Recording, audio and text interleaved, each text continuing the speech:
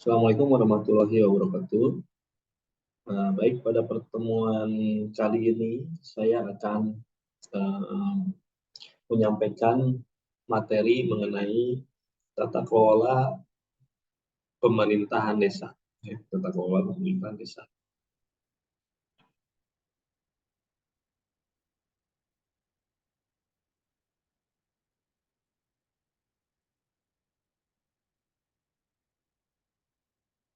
Desa merupakan kesatuan masyarakat hukum yang memiliki batas wilayah yang eh, berwenang untuk mengatur dan mengurus urusan pemerintahan, kepentingan masyarakat setempat berdasarkan prakarsa masyarakat, hak asal-usul, dan hak tradisional yang diakui dan dihormati dalam sistem pemerintahan Negara Kesatuan Republik Indonesia.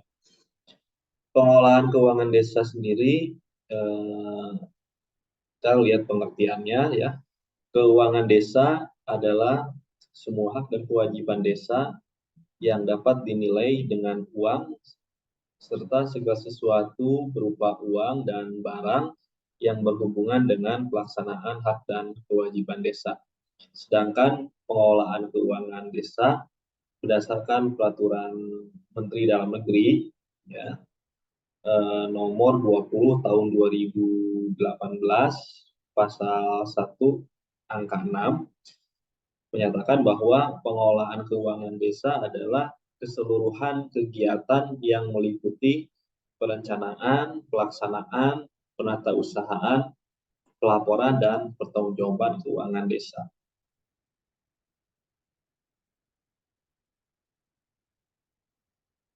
Kewenangan desa itu yang pertama kewenangan berdasarkan hak asal-usul ya. Kewenangan berdasarkan hak asal-usul yaitu hak yang merupakan warisan yang masih hidup dan prakarsa desa atau prakarsa masyarakat desa sesuai dengan perkembangan kehidupan masyarakat. Jadi originalitas ya, asal usul desanya itu ada hak asal usul, itu menjadi kewenangan desa. Kewenangan berikutnya yaitu kewenangan lokal berskala desa.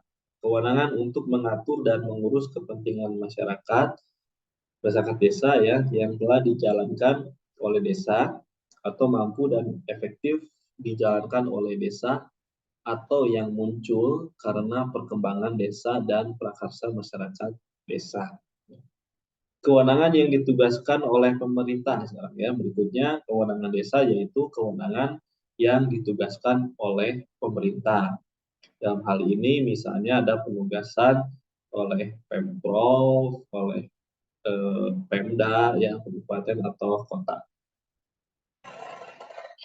Kewenangan desa berikutnya yaitu kewenangan lain yang ditugaskan oleh pemerintah ya, misalnya ditugaskan oleh Pemprov, Pemkab atau Pemkot ya, sesuai dengan ketentuan peraturan undang-undangan yang berlaku ya.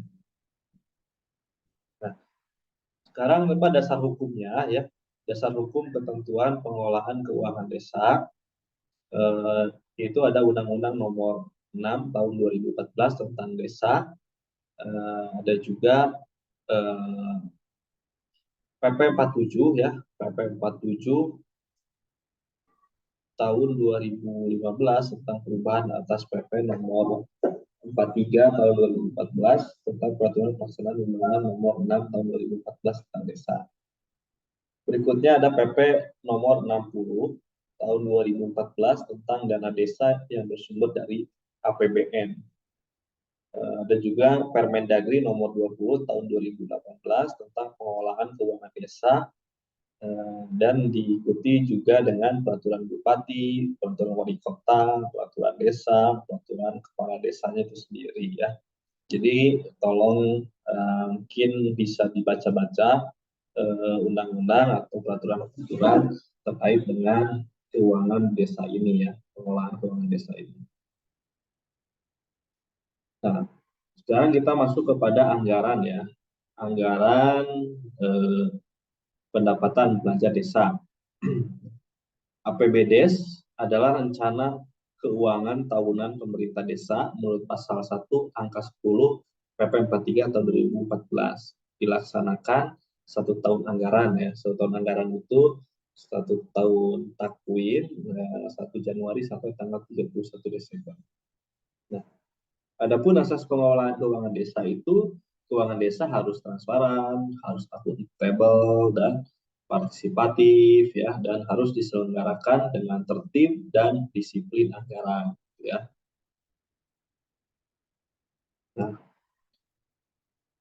berikut struktur anggaran pendapatan dan belanja desa ya. APB desa terbagi menjadi 3, yaitu pendapatan desa, ada belanja, dan ada pembiayaan. Nah, ini strukturnya sama seperti keuangan daerah ya atau keuangan pusat ya. Ada pendapatan, ada belanja, dan ada pembiayaan. Nah, sekarang kita lihat pendapatan dulu ya. Pendapatan itu dibagi 3 di dalam strukturnya. Anggaran pendapatan desa itu dibagi 3. Ada pendapatan asli desa, ada pendapatan desa dari transfer, dan ada pendapatan desa dari pendapatan lain-lain. Pendapatan asli desa itu bisa dari hasil usaha, hasil aset, swadaya, partisipasi dan gotong royong, serta lain-lain pendapatan asli desa. Nah, ada juga dari transfer, pendapatan dari transfer. Ya, pendapatan transfer ini biasanya terjadi dari ya dana desa bagian dari hasil pajak dan kontribusi daerah, kabupaten atau kota. Ada bagian desanya ya, biasanya di-share ya, di kabupaten atau di kota itu ke desa-desa. Ada juga ADD ya, ADD itu alokasi dana desa ya. Alokasi dana desa yang sekarang tiap desa mendapatkan dana ya, mendapatkan dana itu nanti masuknya ke dana transfer ya, alokasi dana desa ADD.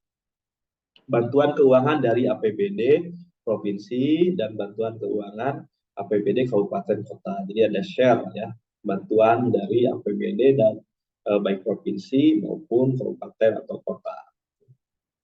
Yang terakhir yaitu pendapatan desa dari pendapatan lain-lain, ya, misalnya dari hibah atau dari sumbangan dari desa yang sah. Nah, sekarang belanja desa ya. Belanja desa itu kegiatan belanja yang sesuai dengan kebutuhan desa yang dituangkan dalam RKP desa. Terdiri atas, ini sama ya, ada RKP juga ya. Desa juga sama ada RKP ya. RKP desa namanya. Terdiri atas belanja pegawai, belanja barang dan jasa, serta belanja modal. Ini sama juga sebetulnya ya. Alokasi belanja desa berdasarkan pasal 100 Undang-Undang Nomor 11 Tahun 2019. Nah, ini pembagiannya kurang lebih seperti ini ya. 70% ya, alokasi dana desanya itu, ya, alokasi belanja ya. 70% alokasi belanja itu digunakan untuk penyelenggaraan pemerintahan desa, termasuk operasional pemerintahan desa, insentif RT RW dan jaminan sosial, pembangunan desa, kemasyarakatan desa, dan pemberdayaan masyarakat desa.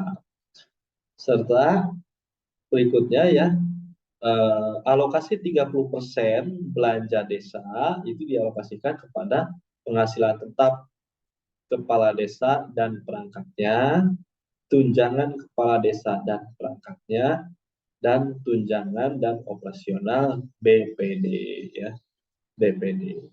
Jadi ada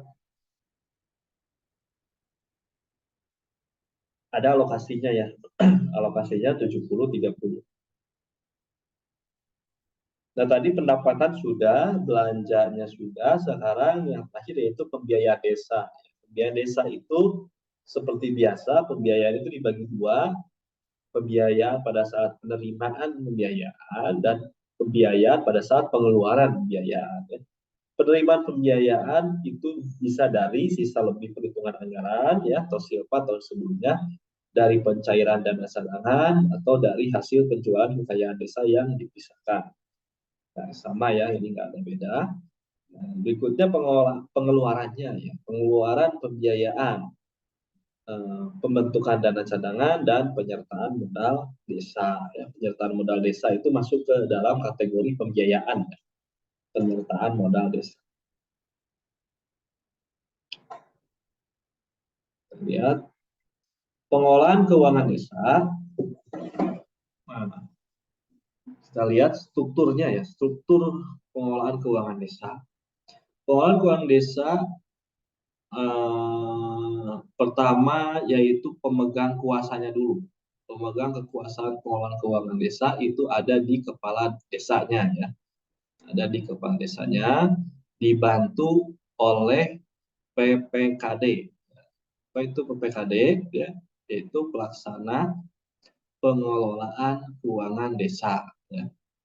Bisa sekretaris, ya, terdiri dari sekretaris desa sebagai koordinator, KAUR dan KASI sebagai pelaksana, dan KAUR dan KASI juga sebagai bendahara.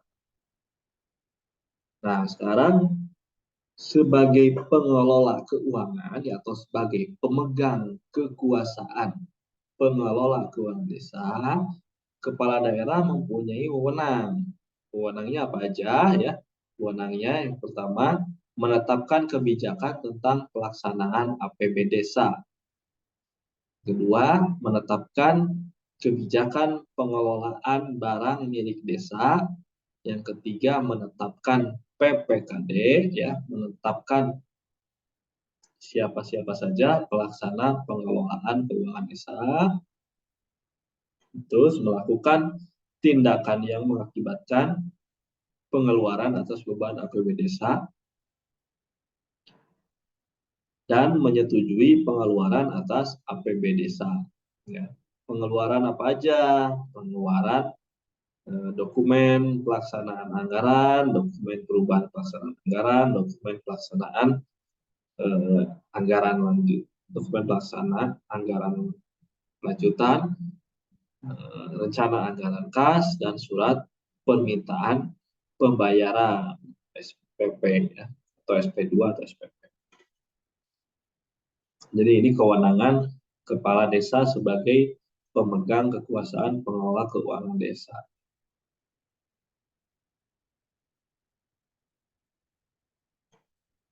Pengelolaan keuangan desa, ya, ini tugas koordinator PPKD itu apa aja ya tugasnya. Dan kalian itu di sini ada yang bekerja di desa dan ditunjuk oleh kepala desanya sebagai koordinator PPKD, maka tugasnya kurang lebih 6 poin ini, ya. Koordinator itu yang pertama menyusun dan melaksanakan kebijakan APB desa. Yang kedua, menyusun rancangan peraturan desa tentang APB desa, perubahan APB desa, dan pertanggungjawaban pelaksanaan APB desa. Yang ketiga, menyusun rancangan peraturan kepala desa tentang penjabaran dan perubahan penjabaran APB desa. Ya, dan seterusnya, ya, ini tugas koordinator PPKD. Nah, setelah koordinator tersebut dibantu oleh pelaksana, ya, namanya pelaksana PPKD. Tugasnya apa? Ya, melakukan tindakan yang mengakibatkan pengeluaran atas beban anggaran belanja sesuai bidang tugasnya, melaksanakan anggaran, pengendalian kegiatan, menyusun DPA, DPPA, DPAL sesuai bidang tugasnya, menandatangani perjanjian kerjasama dengan penyedia atau pengadaan barang dan jasa sesuai bidang tugasnya, menyusun laporan pelaksanaan kegiatan untuk penunjukan pelaksanaan APB desa. Jadi kalau misalnya mau tanya laporan pelaksanaan kegiatan itu, yang lebih tahu itu ya pelaksana PPKD, ya, pelaksana PPKD. Yang lebih tahu menyusun pelaporan dan pertanggungjawaban pelaksanaan APB desa itu koordinator PPKD. Ya, biasanya kalau nggak KAUR kasih, ya, kalau nggak sekdes sebagai koordinator, ya. Itu lebih tahu, ya. Nah, tugas bendahara PPKD itu apa? Tadi ada pelaksana, ya, ada koordinator, ada bendahara, ada pelaksana. Bendahara sekarang menyusun RKA desa, menerima, menyimpan, menyetor atau membayar, menatausahakan, mempertanggungjawabkan penerimaan, pendapatan, dan pengeluaran desa.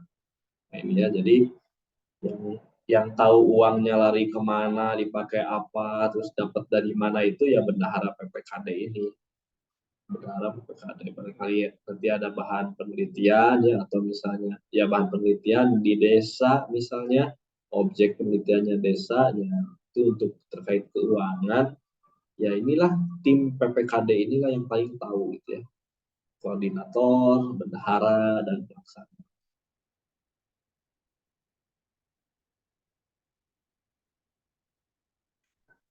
Oke, sekarang kita lanjutkan dengan tahapan pengelolaan keuangan desa ya. Tahapan pengelolaan keuangan desa seperti tadi sudah disinggung di awal bahwa tahapan pengelolaan keuangan desa itu dimulai dengan perencanaan, tentu ya, dengan perencanaan. Nah, perencanaan ini melibatkan banyak pihak ya. Ada sekretaris desa, ada kepala desa, ada BPD ya. BPD itu Badan Permusyawaratan Desa ya. BPD, ada camat, juga ada wali kota atau bupati. Nah, dimulai dari sekretaris desa dulu ya. Sekretaris desa itu menyusun Raperdes APB desa sesuai RKP desa dan menyampaikan kepada kepala desa. Ya, menyampaikan kepada kepala desa. Terus kepala desa menyampaikan Raperdes APB desa kepada BP desa untuk dibahas dan disepakati bersama. Nah, ini ada waktunya ya, disepakati paling lambat 3 hari sejak disepakati. 3 hari sejak disepakati itu harus dilaporkan ke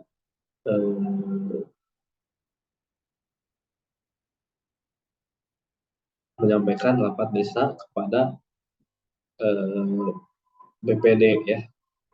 Paling lambat 3 hari penyampaian kepada BPD. 3 hari setelah 3 hari sejak disepakati. Nah, apa tugas BPD? Bersama kepala desa membahas dan menyepakati 3 sampai dengan 4 prioritas program dan kegiatan sesuai kebutuhan masyarakat desa dalam Raperdes APB desa ya. Disepakati paling lambat Oktober tahun berjalan. Disepakati paling lambat Oktober tahun berjalan. Nanti ikutin ya. Kalau tahun anggarannya 2022 berarti ya Oktober 2022. Raperdes APB desa yang telah disepakati disampaikan kepada bupati atau wali kota melalui camat ya. Jadi disampaikan kepada bupati atau wali kota melalui camat. Jadi dari BPD itu ke camat untuk nanti disampaikan oleh camat kepada bupati atau wali kota. Ditetapkan paling lambat penyampaiannya itu 20 hari sejak diterima ya, 20 hari kerja sejak diterima. Baru bupati dan wali kota dapat mendelegasikan evaluasi Raperdes APB desa kepada camat atau sebutan lain. Ya, biasanya dibalikin ke camat, tolong evaluasi. Ya. Nah, bila hasil evaluasi Raperdes APB desa tidak ditindaklanjuti kepala desa, maka bupati, wakil bupati, bupati wali kota membatalkan Raperdes dan berlaku APB desa tahun sebelumnya. Ya, jadi kalau Raperdesnya ini ditolak ya atau tidak ditindaklanjuti, maka APB desanya ya yang berlaku yang tahun sebelumnya, jadi dianggap sama seperti tahun sebelumnya, dianggap sama. Dalam hal bupati dan wali kota, ya bupati atau wali kota tidak memberikan hasil evaluasi dalam batas waktu yang telah ditentukan, APR desa APB desa, Raperdes APB desa berlaku dengan sendirinya. Jadi kalau sudah lebih dari 20 hari kerja ya berarti tidak ditindaklanjuti misalnya ya lebih dari 20 hari kerja tidak ditindaklanjuti maka otomatis berlaku dengan sendirinya. Jadi udah sah itu ya. Jadi otomatis bupati dan wali kota menerima yang menyetujui gitu ya. Bila hasil evaluasi Raperdes APB desa tidak sesuai dengan kepentingan umum dan peraturan perundang-undangan yang lebih tinggi, kepala desa melakukan penyempurnaan paling lama 7 hari hari kerja ya, paling lama 7 hari kerja sejak diterimanya hasil evaluasi. Jadi kalau misalnya hasil evaluasinya udah keluar nih biasanya oleh camat gitu ya, camat sebagai delegasi dari bupati atau wali kota suruh direvisi nih, misalnya revisi nih kepala desa, maka kepala desa mempunyai waktu 7 hari ya untuk merevisi itu. Oke. Nah, inilah beberapa contoh ya Raperdes ya. Raperdes ini contoh di Kabupaten Situbondo ya tahun 2022. Peraturan Desa nomor ya tahun 2021 tentang anggaran pendapatan dan belanja desa APB Desa tahun anggaran 2022. Kepala Desa, rancangan peraturan desa nomor ya rancangan kan berarti belum keluar, karena kalau udah keluar ini biasanya nggak dipublish ya, hanya beberapa desa aja yang dipublish ini, itu pun sulit ya. Nah, tapi biasanya memang belum belum terpublikasi dengan baik ya, semua dokumen yang ada di desa itu ya. Jadi memang kalau kalau mau tahu ya harus minta gitu. Nah ini saya memang dapat dari internet ya, jadi memang ini masih rancangan nih. Tapi kurang lebih seperti ini nanti kalau udah jadinya tampilannya seperti ini. Rancangan Peraturan Desa nomor sekian tahun 2001 tentang anggaran pendapatan dan belanja desa tahun anggaran 2022 gitu ya.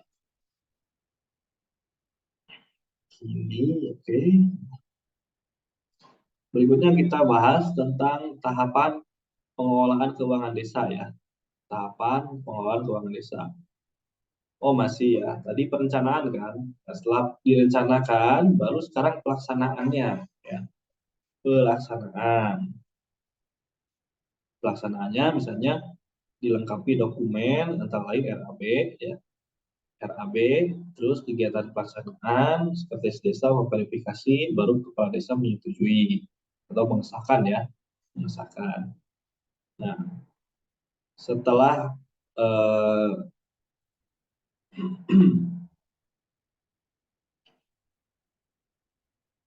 apa nih ya?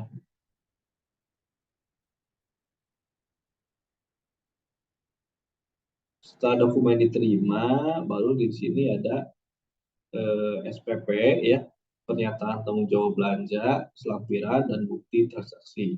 Sekretaris desa wajib meneliti kelengkapan, menguji kebenaran ya, tagihan ya, penguji ketersediaan dana, menolak permintaan pembayaran bila tidak memenuhi persyaratan. Kepala desa menyetujui ya. Ini jadi dilengkapi dokumen RAB setelah BJ diterima. Kegiatan pelaksanaan, pelaksanaannya ini ya kurang lebih harus ada SPP, pernyataan tanggung belanja, lampiran transaksi. Sekretaris desa memvalidasi, sekretaris desa wajib meneliti kelengkapan, menguji kebenaran dan seterusnya. Kepala desa mengesahkan, kepala desa menyetujui ya, mengesahkan. Baru nanti bawahnya membayar atau mencatat transaksi ya, monitor seluruh penerimaan potongan pajak dan lain-lain. Mekanisme pencairan dana desa di desa diajukan oleh pelaksana kegiatan kepada sekretaris desa. Selanjutnya sekretaris desa melakukan verifikasi dokumen dan setelah itu dilakukan pengesahan dan persetujuan oleh kepala desa. Jadi ke sekretaris desa ya untuk tagihan desa atau apa gitu ya, itu ke sekretaris desa. Baru nanti sekretaris desa itu melaporkan kepada kepala desa untuk menyetujui atau tidak ya, untuk mengesahkan. Nah ini contoh rencana kegiatan anggaran ya. Rencana kegiatan anggaran tahun anggaran desa, kabupaten, provinsi, kode rekening ya, ini seperti biasa ya. Ada kode rekening ya, uraian, ini uraiannya, dan ini anggarannya. Jumlah anggarannya berapa, sumbernya dari mana. Nah, rencana penarikan anggarannya gimana nih, ya kan? Gimana? Mau di Januari berapa, terus di Maret berapa, di April berapa ya, dan nanti jumlahnya berapa. Nah, biasanya kan jumlah ini jumlah rencana penarikan anggaran itu biasanya sama dengan anggaran ya. disamain biasanya. Biasanya disamain.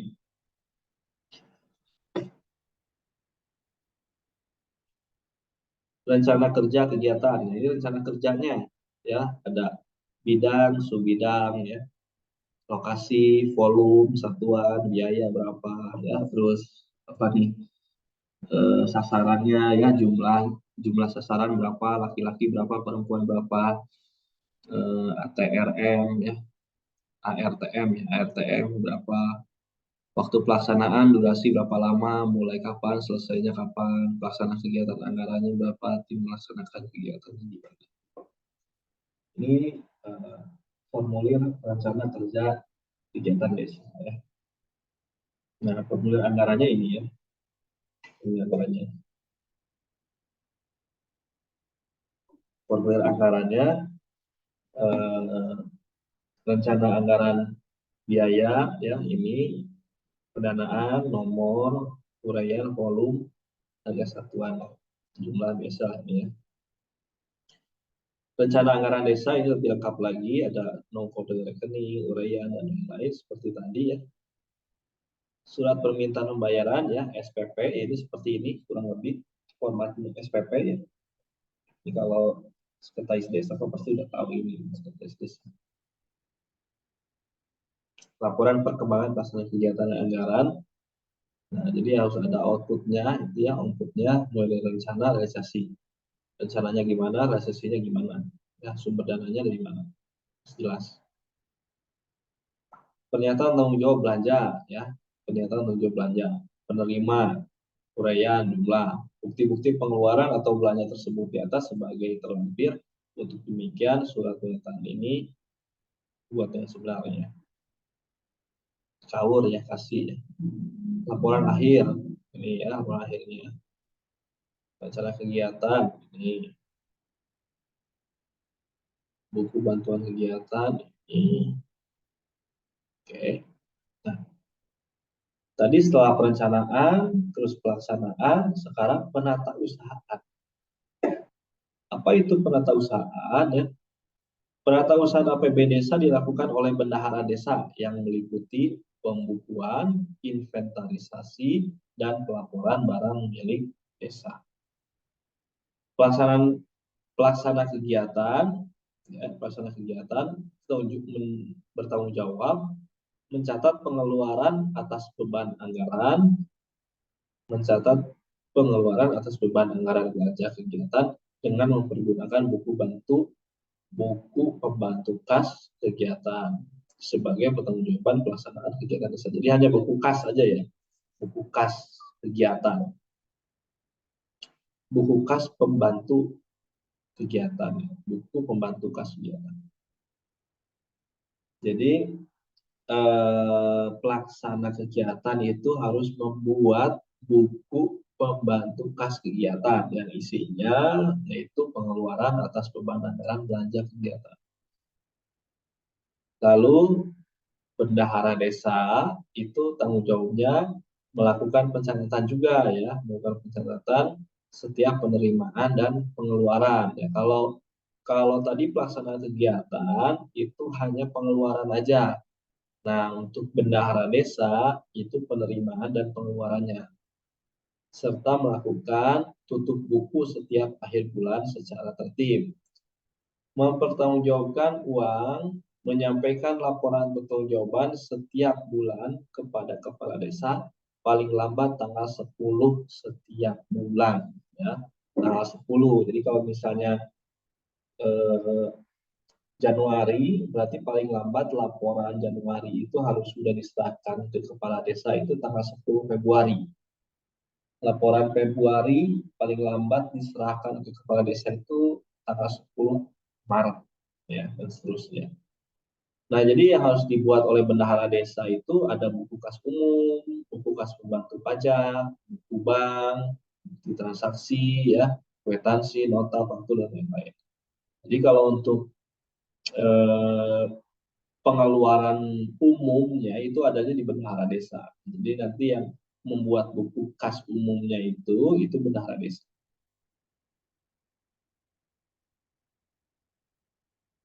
Ini contoh buku kas umumnya ya. Nah, ini ya kalau yang kerja di desa bagian bendahara tiap hari mengisi kayak gini.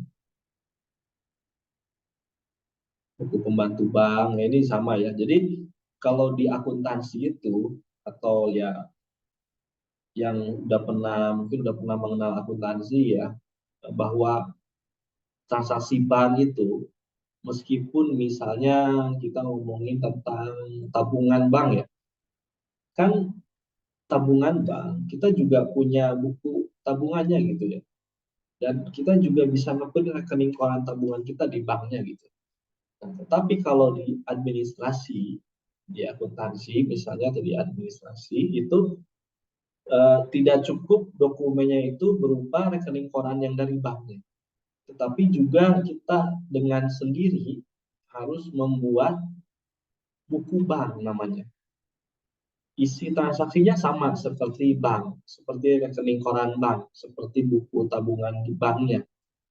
Sama, cuman kalau di rekening koran bank atau di buku tabungan bank itu biasanya ada beberapa transaksi yang full kode gitu ya. Kita nggak tahu tuh, kayak misalnya penarikan melalui ATM atau misalnya transfer antar rekening misalnya ya, tanpa berita misalnya, tanpa keterangan apa-apa. Itu nanti kita kehilangan jejak ketika membeli rekening koran atau buku tabungan, kita nggak tahu transfer apa. Ya, atau misalnya transfer antar rekening gitu ya, lewat ATM itu jadinya kode-kode gitu ya, antar bank itu kode-kode, jadi kode-kode gitu ya.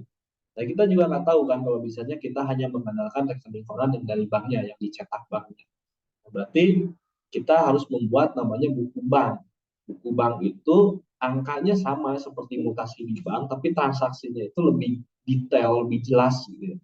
Lebih jelas diterangkan gitu, sehingga eh, transaksi keuangan via bank lewat bank itu bisa jelas telusuri semua transaksinya. Itu gunanya kenapa eh, dalam hal ini bendahara desa itu harus membuat buku pembantu bank, gitu ya. Dan padahal ada rekening koran bank, tinggal cetak ke bank beres urusan gitu ya. Tapi kenapa administrasi apa bendahara desa itu harus membuat buku pembantu bank juga? Ya tadi sudah saya jelaskan ya, alasannya ya. Kenapa harus tetap membuat buku pembantu bank meskipun nanti pada akhirnya juga harus sama angkanya dengan yang di rekening koran yang dari bank. Oke, ini bekas pembantu pajak ya, ini juga sama ya. Uraian, pemotongan, penyetoran, berapa yang dipotong, berapa yang disetor. Ini jangan sampai ada yang ngegantung ya. Udah dipotong tapi lupa disetor gitu ya. Ada juga gitu. Jangan sampai kehilangan jejaknya sehingga perlu dibuatkan namanya buku kas pembantu pajak. Buku pembantu Panjar, ya ini Panjar juga sama ya, misalnya belanja kemana kita nggak tahu harganya berapa, udah bawa dulu nih 10 juta gitu ya, nah itu Panjar ya. Nanti ketika balik lagi orangnya, misalnya udah beli nih uang 10 juta ini kepake 7 juta, ini uang banyak balik 3 juta. Nah, maka penerimanya siapa, pemberian siapa, pertanggung jawabannya gimana? Pertanggung jawabannya berarti 7 juta kan, saldonya berarti nanti sisa 3 juta. Ini harus dibukukan. Oke, tadi penata usahanya udah ya. Setelah penata usaha ini urutannya ya, tahapannya itu ya. Jadi tadi apa? Eh, Terakhir sebelum ini tuh penata usaha. Penata usaha. Oke, perencanaan, pelaksanaan, penata usahaan, dan sekarang pelaporan dan pertanggungjawaban. Nah, siapa yang bertanggung jawab di sini? Ya tetap ya sebagai pemegang kuasanya itu kepala desa. Jadi yang bertanggung jawab di sini yaitu kepala desa. Karena sebagai pemegang kuasanya. Nah, kepala desa itu menyampaikan laporan pertanggungjawaban realisasi pelaksanaan APBD desa setiap akhir tahun dan laporan penyelenggaraan pemerintah desa setiap akhir tahun. Jadi ada dua laporan yang diserahkan, ya. Ada dua laporan yang diserahkan dan disampaikan melalui camat kepada bupati atau wali kota. paling lambat akhir Januari tahun berikutnya. Jadi kalau tahun 2000 untuk anggaran 2022 berarti paling lambat tuh kepala desa harus laporan tanggal 31 Januari 2023. Bulan ini berarti lagi sibuk-sibuknya nih. Bendahara desa, sekretaris desa, ini bulan-bulan Januari ini lagi sibuk-sibuknya. Karena ada aturan ini. Ya. Untuk semester 2 tahun 2022 ya, semester 2 2022 itu paling lambat itu Januari harus sudah laporan. Nah, untuk semester satunya itu paling lambat dilaporkannya akhir Juli. Nah, nanti kalau misalnya kan per semester dibagi ya, per semester. Misalnya, kalau laporan semesteran ya, jadi lihat yang garis putus-putus ya, garis yang putus-putus itu ada laporan semesteran. Kalau garis yang di bawah itu laporan tahunan. Laporan tahunan disampaikan ke wali kota dan atau bupati melalui sama juga dengan laporan semesteran. Laporan semesteran juga disampaikan ke bupati ya. Nah, kalau laporan semesteran ini langsung disampaikan.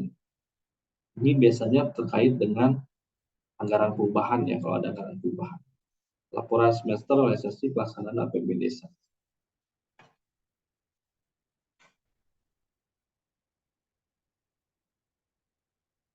Ini contoh-contohnya ya, laporan realisasi pelaksanaan ya.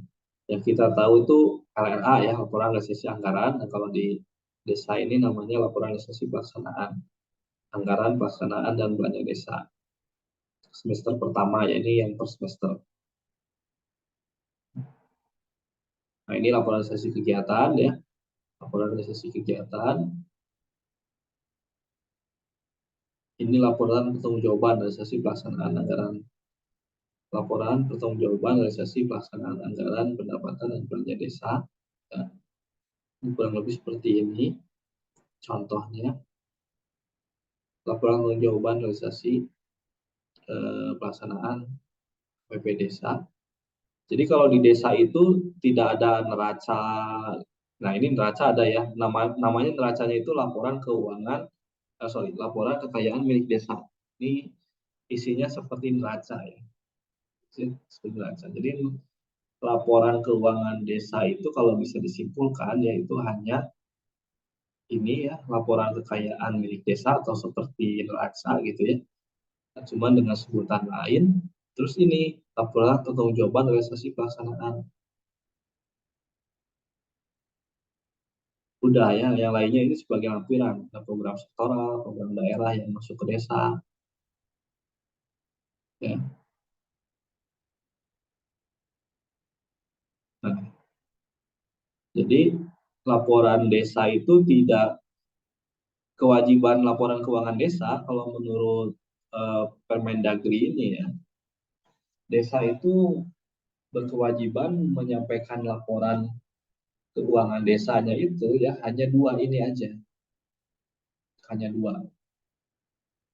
dua dengan beberapa lampiran-lampiran. Jadi bukan 7 ya, bukan 7 seperti yang kita bahas untuk keuangan daerah ya. Keuangan daerah itu misalnya keuangan kabupaten, kota, provinsi, ya, apalagi keuangan pusat itu kan 7 ya, laporan keuangannya itu 7. Nah kalau desa itu enggak 7, laporan keuangan itu cuma 2 ya. 2 ditambah tadi ya. Ini kan realisasi pelaksanaan, ya, laporan realisasi kegiatan, laporan pertanggungjawaban realisasi pelaksanaan, ya, ini sama ini laporan kekayaan milik desa. Hanya ini aja yang dilaporkan ya oleh desa. Tidak ada laporan arus kas, tidak ada laporan ekuitas, tidak ada ya, tidak ada, hanya ini aja, Ini sesuai dengan Permendagri tadi ya, sesuai dengan aturannya Permendagri nomor berapa tadi di awal. Jadi mudah-mudahan setelah menonton video ini ada ada tambahan ilmu baru bahwa meskipun desa ini merupakan satu entitas pemerintah juga sama ya, dengan skala lebih kecil ya skopnya desa, tetapi ya tadi laporannya pun mempunyai format laporan tersendiri, artinya tidak sama dengan laporan keuangan yang harus dipenuhi oleh kabupaten, kota, provinsi maupun pusat ya. Tapi laporan keuangan desa itu mempunyai format tersendiri dan tidak mengacu kepada 7 format laporan keuangan pemerintahan yang secara umum ya. Nah, ini dasar aturannya Permendagri. Oke, baik, terima kasih penjelasan saya mengenai tata kelola keuangan desa telah selesai. Mudah-mudahan bermanfaat ya. Terima kasih. Assalamualaikum warahmatullahi wabarakatuh.